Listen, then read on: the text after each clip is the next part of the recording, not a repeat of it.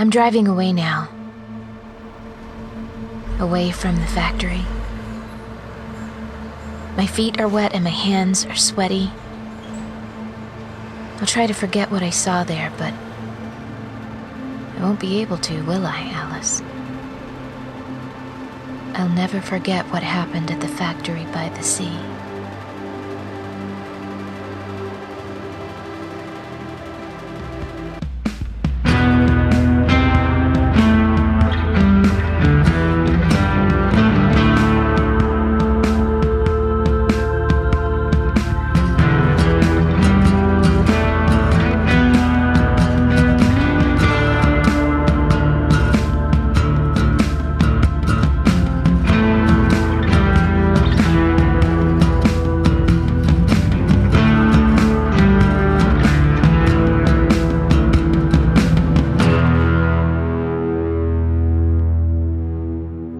Alice Isn't Dead by Joseph Fink, performed by Jessica Nikol, produced by Disparition.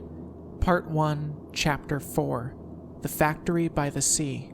This episode is brought to you by Squarespace, the simplest way for anyone to create a beautiful landing page, website, or online store. With easy-to-use tools and templates, Squarespace helps you to create an instant presence online. For a free 2-week trial and 10% off, go to squarespace.com and use offer code DEAD.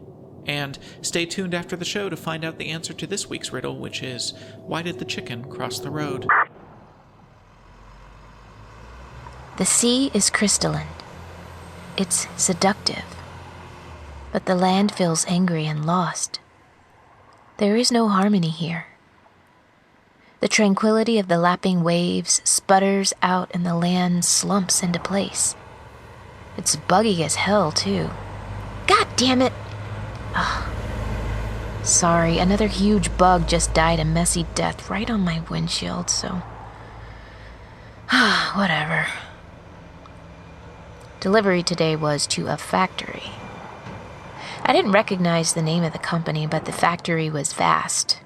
It was right on the beach, a huge block rectangle of metal pipes and tanks and 3 towering stacks, black smoke out over the water. One side of the building went into the high tide line, water just lapping up against the concrete foundation. The gentle white slope of the sand on either side. Weird, right? Why would anyone build a factory like that? Why would they be allowed to? With the environmental hazards alone. Is this the world you left me? Leaderless and spinning? Sorry, off topic. The factory. I didn't see any other way out to the loading dock, so I just drove right onto the sand, backed up to it. There was a young man there, very young, 18 at the most. Probably less. The kid was wearing this gray factory jumpsuit with the company's logo on it in red. The logo was a dog, cringing in pain. Praxis Industries. What is this world you've left me, Alice?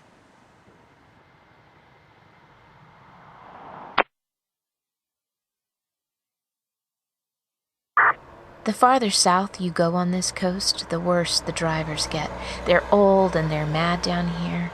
Why are they so mad? Why are they in my lane? Why are you in my... Shit. Sorry, Alice. I know you hated it when I yelled. Hate it. You hate it when I yell. Hi, the kid on the loading dock said. Hi, my name's Jackie. You got my delivery? Sure, I said, right in the back. It wasn't much. I don't know why they needed a truck of my size to deliver it. Stray bits of wood, each individually labeled with a number and a letter. I couldn't tell much from the shape of them. Cool, kid said. This is perfect. Hey, help me with this, would you? Together, we took them off of the truck and put them piece by piece on a conveyor belt, which carried them through a chute into the factory. Black smoke out over the water, churning machines. I didn't see a single human being on the scaffolding. No one having a cigarette out on the loading dock, not a face in any of the grease-smeared windows. No workers in sight. No parking lot either, just the beach. "Come on in, I have to sign off on the delivery inside," said the kid. He disappeared through a propped open fire exit. I followed right after, but he was already gone. Huh. There's a black van parked by the side of the road. Man outside of it sitting on a lawn chair. He's got coolers next to him. Sign saying 50-cent clams, $2 crabs. Tempting, but I am not going to stop. Ooh, the popcorn store. Even more tempting. An entire store of popcorn. I'm not going to stop for that either. The suburbs never end here. Firework outlets that sell only uniforms of various kinds, churches like they build when they have no history, strip mall triangles, same architecture as the Taco Bell. Easily convertible into a Ross Dress for Less if the church doesn't work out. I shouldn't judge. No one should. We all do lots of things we shouldn't, though. Inside the factory, the air didn't feel like air, but some artificial replication. It felt hot and tight in my lungs. The hallway was the wrong shade of green, if you know what I mean. You know that green that isn't right, that is off from what it should be? It was that green. Bare bulbs, doors leading off from the hallway, all locked. I walked down the long, long hall. No sign of Jackie. Ended at a glass door. I pushed through and I was in some sort of manager's office. Cheap binders, red and blue, overstuffed with paper. An IKEA desk with a computer still running Windows XP. There was a man there in the same gray jumpsuit. On the wall was the logo of the company. It was someone drowning, gasping for air, and it said Praxis Industries. "Hello?" I said to the man in the jumpsuit. "Oh, sure, sorry," he said. "Just have to get the paperwork settled." It was Jackie, but he was older. I don't know how much, but at least in his early 30s. His hair had already started to gray a bit. He didn't have wrinkles exactly, but he had the places in his face where the wrinkles would be. I didn't know what to do. I pinched and pinched, but every time it hurt. So I did the only thing I could do. I picked up the uncapped big pen on the desk, and I signed the forms where he was pointing. "Oh, sure, thanks," he said. "Listen, I hate to be a bother, but could you just give me a quick hand with unpacking in the next room? No problem if not, but it's a bit of a pain on my own." I couldn't say anything to him. I nodded. It was all I could do. "Great then," he said, and bustled off through the double doors. I've been thinking lately of our pizza nights. Dough from scratch, sauce from scratch, cheese from the store, not going that far. I love the making of bread, the dough for the crust, flour and water in your hands, first separate and then merging into a silky whole, the yeast and gluten making it a living thing. It moves when you poke it. It breathes into your hands. Our hands covered in flour, we open a bottle of wine and we eat the pizza we made, and we just watch whatever's on TV and fall asleep in a wine and bread coma.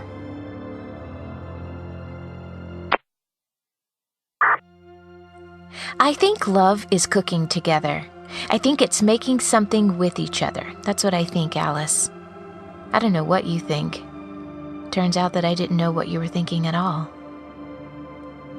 I had some idea of what would happen. I pushed through the doors, no sign of him, of course. It was the factory floor, a great arc of a roof with skylights over towering machines, automatic processes that I didn't understand, and no workers at all. Metal hands building metal things and no human beings in sight.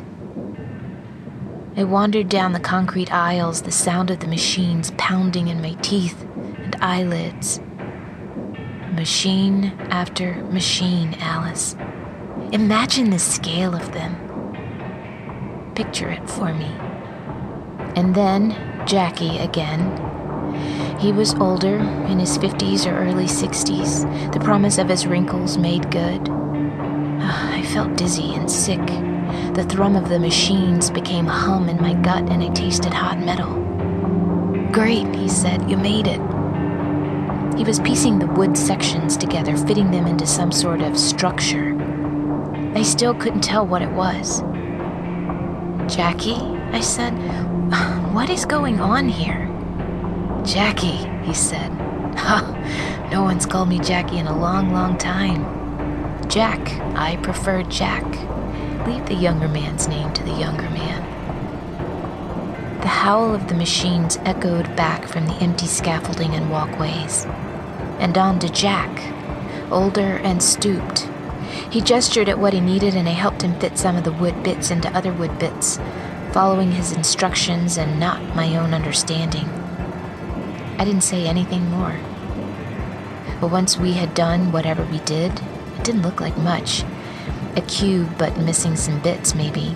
He pressed a button, and the whole thing rolled on the conveyor belt through the tunnel of machines and out of the factory. Jack gave me a thin, sad smile. "Only one more stop now," he said. "Come on, then." He stooped his way out of the building, and I followed him. Of course I did.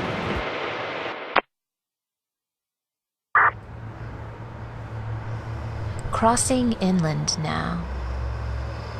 Grassland and canals. There are supposed to be alligators here, right? That's the whole thing with this area. Gators or whatever. I haven't seen any alligators, but I saw a cow drinking from a stream, looking like the first part of a scene from National Geographic. The second part didn't happen. No gator leaping from the water with its jaws open. Cow just drank. What is a cow doing in a swamp? Are there wild cows? There aren't, right?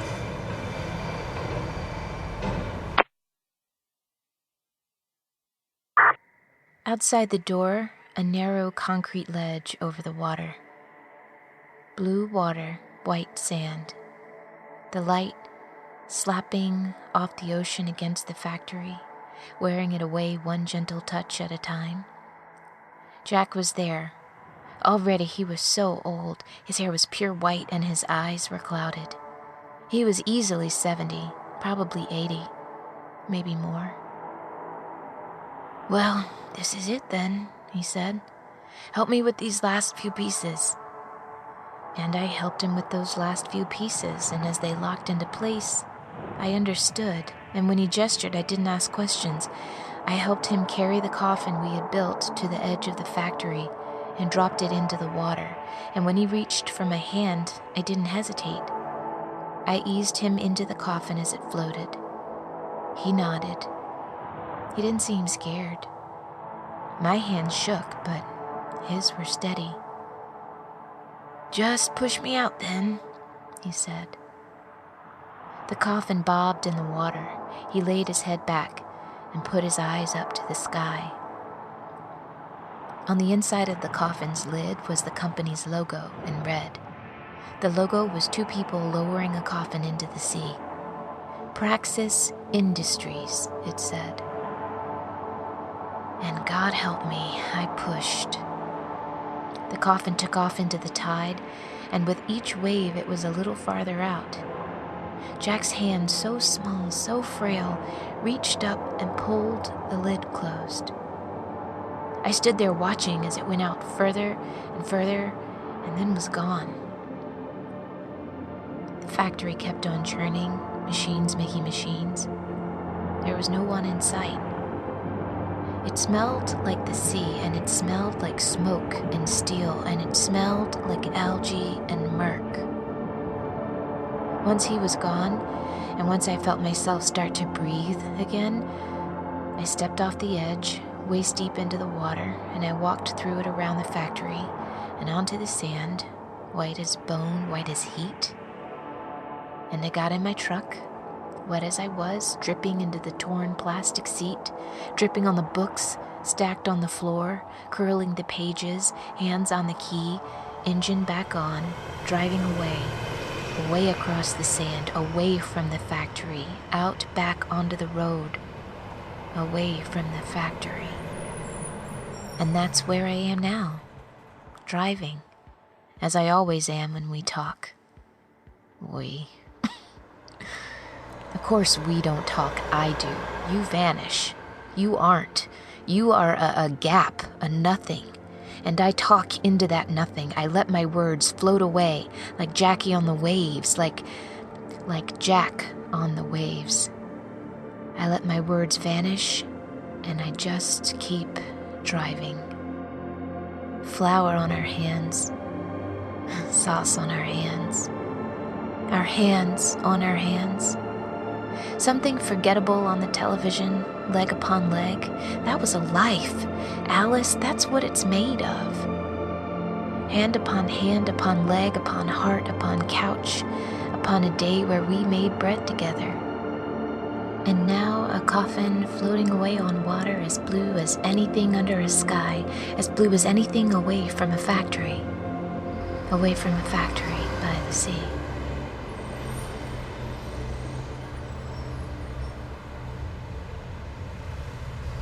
Fuck it, right?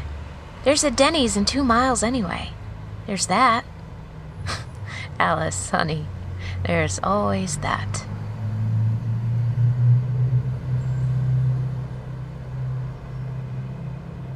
This episode of Alice Isn't Dead is brought to you by Squarespace, the simplest way to create a beautiful website. We used Squarespace to make nightvalepresents.com, and I was able to use their design templates to personally make the pages look exactly how I wanted them to look, even though I'm not confident I know what the term CSS even means.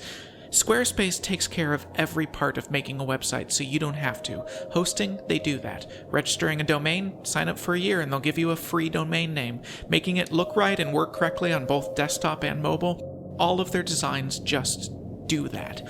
You can start a free trial right now with no credit card required. You know that website you've been meaning to make? Go and make it for free right now. When you decide to sign up for Squarespace, make sure to use the offer code DEAD to get 10% off. That offer code, once again, is DEAD. And now, the answer to our riddle. Why did the chicken cross the road? Because the dead are born. Because the dead grow and eat. Because the dead make bad decisions and good decisions. Because the dead sit at tables or on the floor, talking about food and decisions they've made, because the dead love. Because they love, that's why. But also because the dead work and make things for the rest of the dead, and then the dead slow and relax and lean back onto the time that's given to them, and when there is no time left for them to lean on, they fall, and the dead finally die. And that is why the chicken crossed the road. That's squarespace.com, offer code DEAD. And check out nightvalepresents.com for our new Alice Isn't Dead t-shirts and posters. Thanks for listening. This has been a production of Night Vale Presents. Find out more about us and our shows at nightvalepresents.com.